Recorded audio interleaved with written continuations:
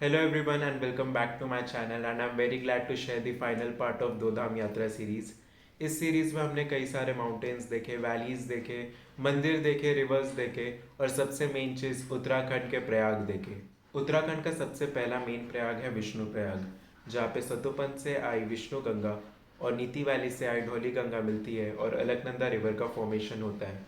अब नेमिंग की बात करें तो जब दो नदियाँ मिलती है और दोनों का डेप्थ एंड वॉल्यूम अलग अलग होता है तो जो न्यू रिवर फॉर्म होती है उसका नाम हाईएस्ट डेप्थ वॉल्यूम वाली नदी का नाम रख दिया जाता है। बट अगर दोनों नदियों का वॉल्यूम एंड डेप्थ इक्वल है तो न्यू रिवर का नाम न्यू नेम से जाना जाता है और इसलिए विष्णु प्रयाग में धौली गंगा एंड विष्णु गंगा दोनों का डेप्थ एंड वॉल्यूम इक्वल है, इसलिए न्यू नेम दिया गया है, दैट इज अलकनंदा रिवर। अब यही अलकनंदा रिवर आगे जाती है और नंद प्रयाग में नंद घाटी से आई नंदाकिनी से मिलती है। अब यहाँ पे अलकनंदा का डेप्थ और वॉल्यूम ज़्यादा है, इसलिए जो न्यू रिवर का फॉर्मेशन होता है उसका नाम भी अलकनंदा ही रखा जाता है। ये अलकनंदा वापस आगे जाती है और कर्ण प्रयाग में जाके पिंडार ग्लेशियर से आई पिंडार नदी से मिलती है। यहाँ पर भी अलकनंदा का वॉल्यूम एंड डेप्थ ज़्यादा है, इसलिए न्यू रिवर का नेम अलकनंदा ही रखा जाता है। फिर यह अलकनंदा और आगे जाती है और रुद्रप्रयाग में मंदाकिनी से मिलती है जो चोराबाड़ी डिस्ट्रिक्ट से आई है। और फिर अलकनंदा का वॉल्यूम एंड डेप्थ ज़्यादा है, इसलिए वापस न्यू रिवर का नेम अलकनंदा ही रखा जाता है। ये अलकनंदा और आगे जाती है और देवप्रयाग में फाइनली भागीरथी से मिल जाती है। यहाँ पे भागीरथी और अलकनंदा का दोनों का डेप्थ एंड वॉल्यूम सेम है, इसलिए न्यू रिवर का नाम न्यू नेम से जाना जाता है और उसे हम गंगा कहते हैं। अब ये सब तो थे उत्तराखंड के पंच प्रयाग। इसके अलावा भी और भी प्रयाग है, जैसे सोन प्रयाग जहाँ पे नदी बासुकी और मंदाकिनी मिलती है, केशव प्रयाग जहाँ पे सरस्वती रिवर और अलकनंदा रिवर मिलती है, देन है गणेश प्रयाग जहाँ पे भागीरथी रिवर और भिलंगना नदी मिलती है, और उसके अलावा भी है Chandra Prayag, Surya Prayag, Indra Prayag. Talking about the itinerary, day 1 हम गए हर की पौड़ी जहाँ पे हमने गंगा आरती अटेंड की। डे 2 हम पहुंचे हरिद्वार के अलग अलग मंदिर जैसे चंडी देवी, मनसा देवी, माया देवी, प्रजापति दक्ष मंदिर, और साथ ही साथ देवप्रयाग में अलकनंदा रिवर और भागीरथी का संगम भी देखा और रात में गुप्त काशी में स्टे किया। डे 3 हमने हमारा ट्रैक स्टार्ट कर दिया केदारनाथ के लिए और रात में केदारनाथ टेम्पल के पास ही एक होटल में स्टे किया। डे 4 हमने ट्रैक डाउन स्टार्ट किया और रात में गुप्त काशी के होटल में ही स्टे किया। डे 5 हम गुप्त काशी से निकल गए और हमने रुद्रप्रयाग, कर्णप्रयाग, नंद प्रयाग देख के Switzerland of India that is Auli में स्टे किया। डे 6 हमने हमारी जर्नी स्टार्ट की बद्रीनाथ टेम्पल के लिए और हम साथ ही साथ गए first village of India that is माना विलेज, और फिर डे एंड किया रुद्रप्रयाग में। डे 7 हम गए Dhari Devi who is the protector of Char Dham, और फिर ऋषिकेश में रिवर राफ्टिंग और ऋषिकेश के अलग अलग मंदिर जाके हमारा डे एंड किया। Now it's time for day 8 and day 9। आज के दिन हम जाएंगे नीलकंठ महादेव, ऋषिकेश के ओल्डेस्ट कैफे, और साथ ही साथ परमार्थ निकेतन पे गंगा आरती भी अटेंड करेंगे। Next day will start our journey back to Mumbai, but before that will take a dip in the holy river of Ganga. तो ये वीडियो लास्ट तक देखना क्योंकि लास्ट में I will be also sharing सब गाइडलाइंस एंड टिप्स जो आपको Kedarnath track and चार धाम यात्रा का ट्रिप प्लान करने में हेल्प करेगी। So get ready to enjoy the beauty of Uttarakhand.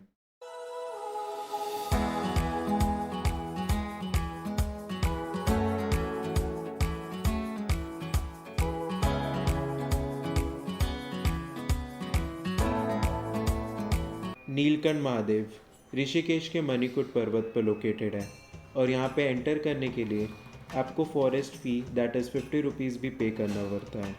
बचपन से हमने समुद्र मंथन की कहानियाँ सुनी है जहाँ पे देवता और असुरों के बीच एक जंग छिड़ गई थी अमृत पाने के लिए, और उसके लिए उन्होंने किया अमृत मंथन। उस अमृत मंथन में ही निकला था विष का प्याला हलाहल, जिसे अगर कोई ग्रहण नहीं करता तो सारी दुनिया खत्म हो जाती, और इसलिए आए देवों के देव महादेव और उन्होंने इस विष का ग्रहण किया जिससे उनका कंठ नीला हो गया।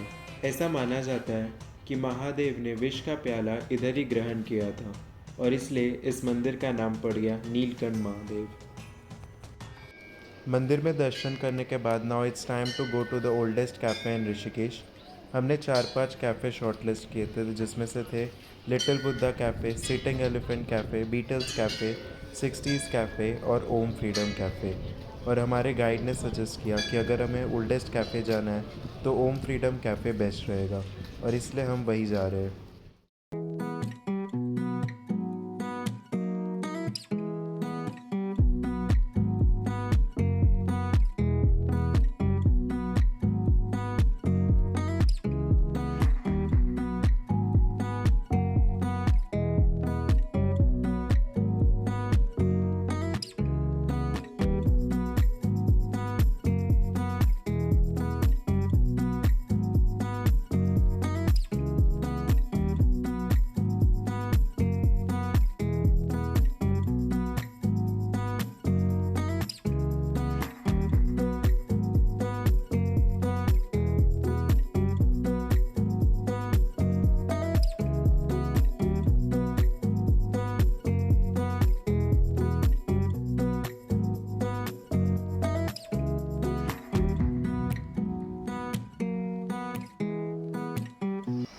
कैफ़े में बर्गर और नाचोस खाने के बाद हम सब आ गए गंगा आरती अटेंड करने।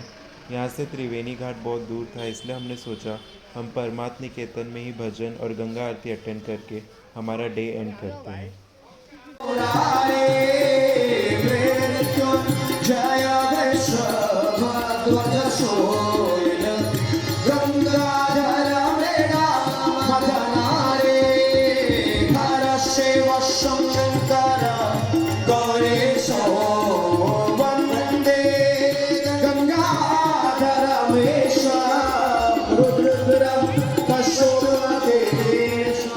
जय हनुमान ज्ञान गुण सागर, जय कपीश तिहु लोक उजागर, रामदूत अतुलित बल धामा, अंजनी पुत्र पवन सुत रामा, महावीरा विक्रम बजरंगी, कुमति निवार सुमति के संगी, कंचन बरन विराज सुबेसा, कानन कुंडल कुंचित केसा, कृष्ण गोविंद हरे मुरारी, हे नाथ नारायण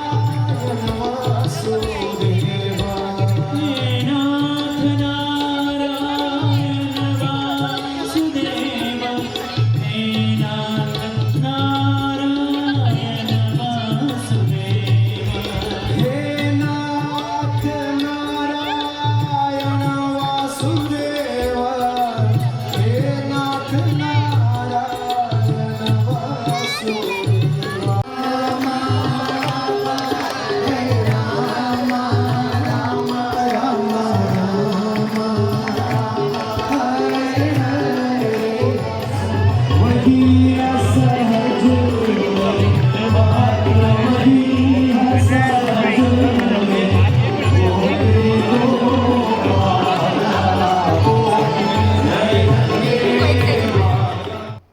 कैफ़े और गंगा आरती अटेंड करके हम सब वापस आ गए अमेजिंग आर्यवन।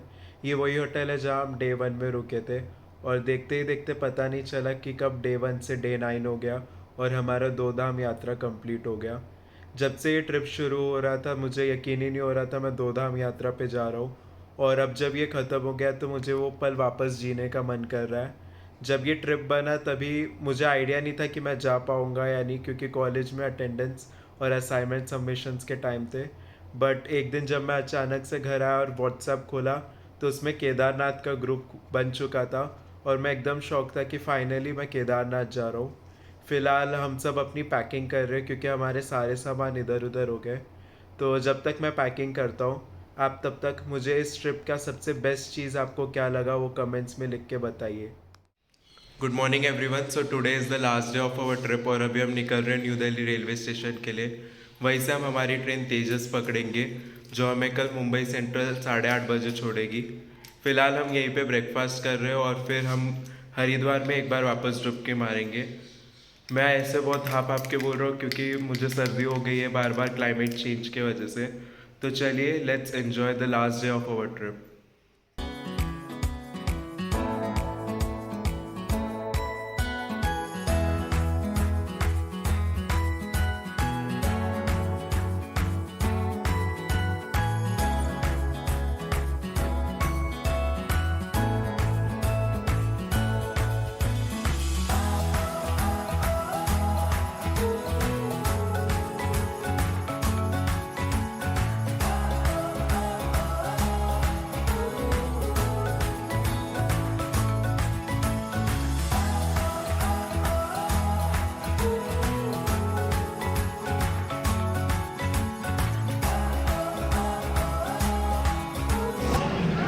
तो 3 घंटा वेटिंग रूम में बैठ के फाइनली हमारी ट्रेन प्लेटफॉर्म पे लग चुकी है और अभी मैं तेजस में हूँ।